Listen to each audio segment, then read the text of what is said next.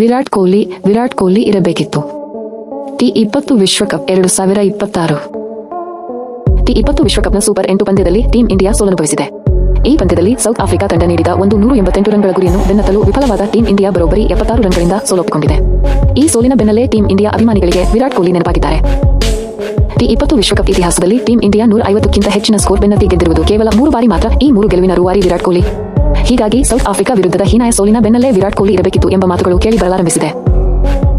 ಭಾರತ ತಂಡವು ಮೊದಲ ಬಾರಿಗೆ ಟಿ20 ವಿಶ್ವಕಪ್ನಲ್ಲಿ 150 ಹೆಚ್ಚಿನ ಸ್ಕೋರ್ ಚೇಸ್ ಮಾಡಿ ಗೆದ್ದಿದ್ದು 2014ರಲ್ಲಿ ಶೇರೆ ಬಾಂಗ್ಲಾ ನ್ಯಾಷನಲ್ ಸ್ಟೇಡಿಯಂನಲ್ಲಿ ನಡೆದಿದ್ದ 2014ರ ಟಿ20 ವಿಶ್ವಕಪ್ನ ಸೆಮಿಫೈನಲ್ನಲ್ಲಿ ಸೌತ್ ಆಫ್ರಿಕಾ ನೀಡಿದ 173 ರನ್ಗಳನ್ನು ಟೀಂ ಇಂಡಿಯಾ ಚೇಸ್ ಮಾಡಿ ಗೆದ್ದಿತ್ತು. ಈ ಭರ್ಜರಿ ಗೆಲುವಿನ ರೂವಾರಿ Virat Kohli.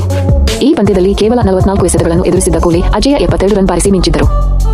Team India T20 ವಿಶ್ವಕಪ್ನಲ್ಲಿ 2ನೇ ಬಾರಿ 150 ಸ್ಕೋರ್ ಚೇಸ್ ಮಾಡಿದ್ದು 2014ರಲ್ಲಿ.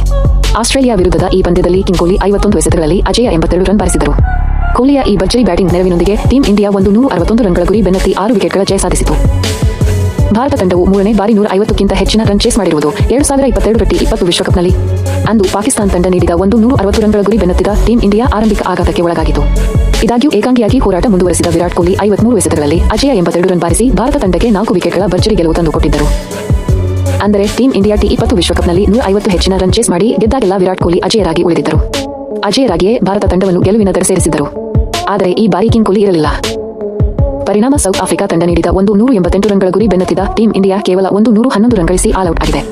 ಈ ಮೂಲಕ ಟೀಂ ಇಂಡಿಯಾ ಬರೋಬ್ಬರಿ 76 ರನ್ಗಳಿಂದ ಸೋಲೊಪ್ಪಿಕೊಂಡಿದೆ. ಈ ಸೋಲಿನ ಬೆನ್ನಲ್ಲೇ ಕೇಳಿ ಬಂದಿದೆ ವಿರಾಟ್ ಕೊಹ್ಲಿ ಇರಬೇಕಿತ್ತು.